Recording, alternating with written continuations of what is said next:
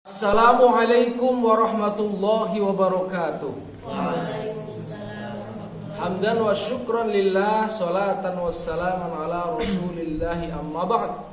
Wa qala Allah ta'ala fi kitabihil karim, a'udhu billahi minasy syaithanir rajim. Inna nahnu nazzalna dzikra wa inna lahu lahafidun. Amma ba'd. Hadirin rahimani wa rahimakumullah.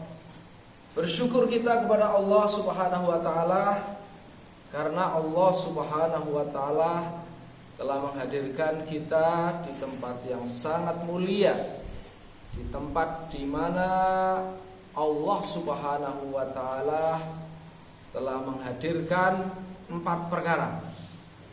Pertama, Allah menghadirkan as-sakinah, yaitu apa? Ketenangan. Yang kedua, Allah telah menghadirkan rahmat. Yang ketiga, Allah menghadirkan para malaikat yang mengerumuni kita. Yang keempat, nama-nama kita dan nama-nama bapak kita disebut-sebut, dibangga-banggakan di hadapan majelis para malaikat. Alhamdulillah. Hadirin rahimani wa rahimakumullah, salah satu hal yang sangat istimewa ya dalam Al-Qur'an adalah bahwa Al-Qur'an itu dijaga kemurniannya, dijaga keasliannya oleh Allah Subhanahu wa taala. Bagaimana cara Allah Subhanahu wa taala menjaga Al-Qur'an? Sehingga apabila ada orang yang nakal ya, orang yang ingin ngubah-ngubah Al-Qur'an, pasti konangan ya. Pasti konangan ya. Walaupun mengubah satu huruf saja ya, konangan apa enggak? Pasti konangan ya. Mengapa? Karena Al-Qur'an itu sudah ada di hati para hufaz ya. Itu salah satu cara Allah menjaga Al-Qur'an. Maka sebagian orang ada yang diberi oleh Allah Subhanahu wa ta'ala Al-Qur'an ada dalam hatinya, sehingga apabila ada orang yang mengubah Al-Qur'an pasti akan konangan ya. Pernah terjadi ya, suatu hari ditemukan bungkus permen ya. Salah satu di wilayah di Indonesia, tidak akan sebutkan saya, di sekitar tahun 2000-an kira-kira. Nah, di situ pernah terjadi geger gitu ya. Karena apa? Ada bungkus permen yang di situ bertuliskan surat Al-Ikhlas yang diselewengkan. Bunyinya ya, Qul huwallahu ahad, Allahus somad, wa yalid wa yulad ya. Qul huwallahu ahad, yang benar qul huwallahu ahad, Allahus somad, lam yalid wa lam yulad. Nas di bungkus permen itu tertulis huwa yalid wa yulad. Beda apa enggak? Apa bedanya itu? Kalau lam yalid wa lam yulad, tidak beranak dan tidak diperanakan. Tapi kalau huwa yalid wa yulad, dia beranak dan diperanakan ya. Maka langsung geger ya, rame di saat itu belum ada medsos ya, ya rame di berita-berita itu ya.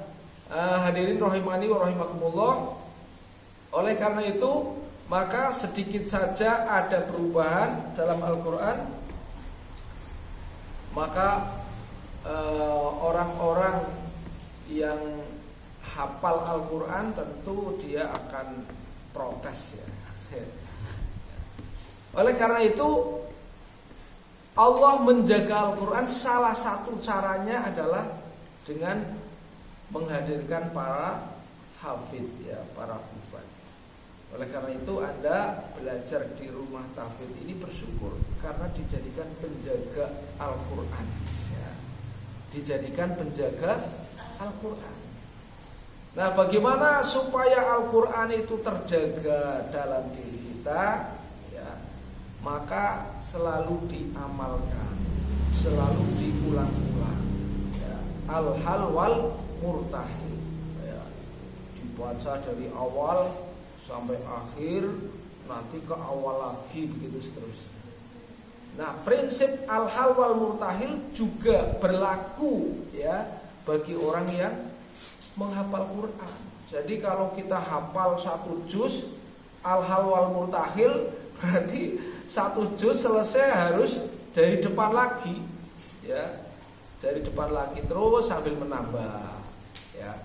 Kemudian yang penting ya dalam penjaga Al-Quran ini mengulang-ulang ya, memurojaah Al-Quran ini ada beberapa cara. Tapi yang paling sederhana, yang paling mudah ya, itu kita jaga dalam sholat kita. Ya, kesempatan sholat ya yang Allah berikan kepada kita itu sangat banyak. Sholat 5 waktu saja ada berapa rakaat? Ada berapa mas? 17 rakaat ya. Belum sholat rawatibnya. Sholat rawatib yang muakkad ada berapa? Ya, sebelum duhur ada berapa rakaat? Ya 4 rakaat ya, 2 salam, 2 lagi kan 4 ya.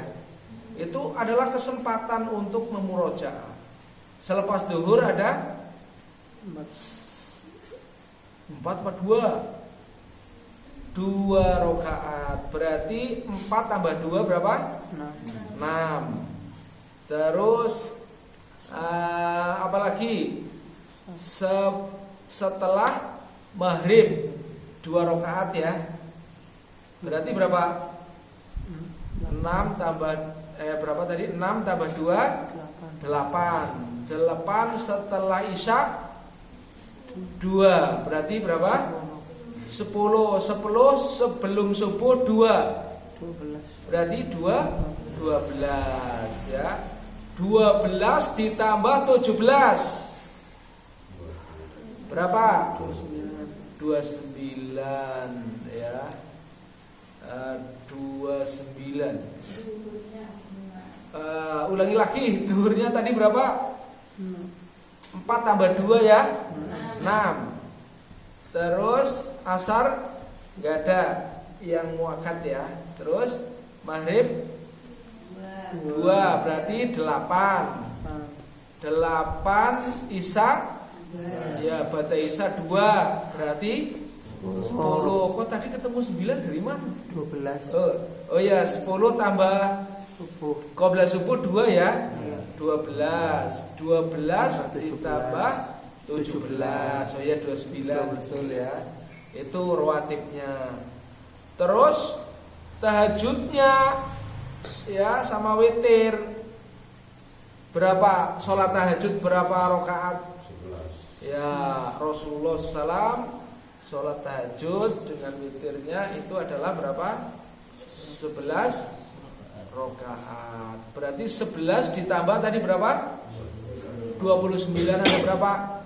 40 ya. Maka kita jaga 40 rakaat ini sebagai landasan.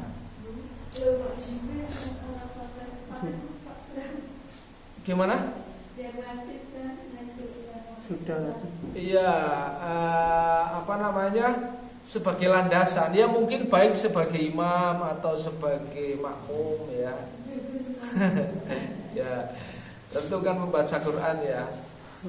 Misalnya Anda itu membaca Quran, maka itu minimal di sholat itu ya 40 rakaat itu dijaga 40 rakaatnya. Siapa yang sudah 40 rakaat? Ya. Nah ini landasan. Karena apa? Karena Quran itu butuh diulang-ulang. Diulang-ulang saja itu manusia ya, maka pasti mengalami ada kekeliruan. Apalagi tidak pernah diulang-ulang, maka akan hilang ya. Kebanyakan orang itu menghafalkan Quran store ya, nggak diulang-ulang, nggak dimurojaah. Maka nanti dapat berapa Qurannya? 12 juz. Wah, 12 juz, dari juz 1 hilang lagi, ya kan? Karena apa? Enggak al-hal wal murtahil. Ya, jadi kalau kita hafal 1 juz, maka kita murojaah 1 juz itu. 1 juz itu dibagi 1 hari, ya. 1 hari ada berapa waktu sholat, ya. Misalnya kalau yang 5 waktu tidak dihitung karena biasanya ngikuti bacaan imam ya. Berarti 40 dikurangi 17 berapa Mas? Ya, itu digunakan untuk murojaah. Jadi kita bisa fleksibel ya. Pada saat sholat sunnah, Pak, sholat sunnah saya waktunya kesusu, tidak banyak waktunya, misalnya cuma 5 menit, ya gak apa-apa. Misalnya kalau kita hafal juz 2, ya kan tidak 1 juz, ya mungkin bisa 3 baris, 4 baris, ya. Saya qulu sufaha'u minan nasi ma wallahum an qiblatihim allati kanu 'alaiha qul lillahil masyriq wal maghrib yahdi may yasha'u ila siratim mustaqim. Allahu akbar.